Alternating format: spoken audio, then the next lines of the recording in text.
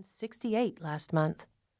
She remembered Aggie's mom, Sally, at 70, as a fragile, defeated old woman. But Aggie sparkled with life and enthusiasm. She had the most positive attitude of anyone Mia knew.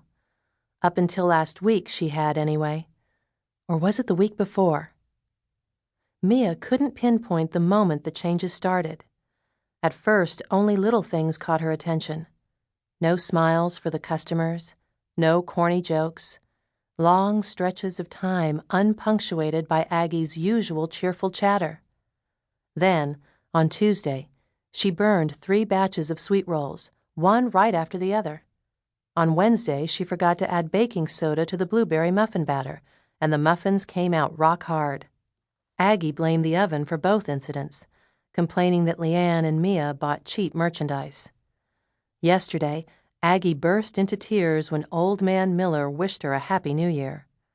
Then she missed a curve in the road on the way home from work and mowed down the decorated spruce tree in Joe and Missy Potter's front yard. A heartbreaking air of sadness surrounded Aggie lately. Most of the time, she seemed only physically present, her mind a million miles away. At 50, both Mia and Leanne were 18 years younger, but they had always had to stay on their toes to outrun, outsmart, or outwit Aggie. As the only morning person of the 3, Aggie volunteered to open the shop every day when they'd hired her to work part-time. Each morning, she arrived by 4:30 to start the baking. Mia normally dragged herself out of bed and joined her an hour and a half later. They unlocked the door for customers at 7. Then, by 8:30 or 9, Leanne, who was dangerous to talk to before noon, showed up, cranky and grumbling, and Aggie left for home at 10. Drawing crisp, cold air into her lungs, Mia tried to divert her mind to other, happier things. Cold or not, she loved the snow, as long as the wind didn't blow, which was as rare in Muddy Creek as rain in the Sahara. This particular morning settled around her like a sleeping baby's sigh. The air seemed reluctant to disturb the silence. Even the naked trees refused to shiver. Though already a week into the new year, a few houses on the side streets off Main still twinkled with Christmas lights. Mia gave thanks that the holidays had ended. This Christmas without Dan hadn't been any easier than last year's. That man did love the season. He used to plunge head first into the festivities. The kids singing carols at the school play, the baking, the decorating, the rattling of bright, shiny boxes. Dan's enthusiasm for the holiday had been contagious, and Mia had caught it early in their marriage. But that all ended with his sudden heart attack. Now, silent night and colored lights only made her ache.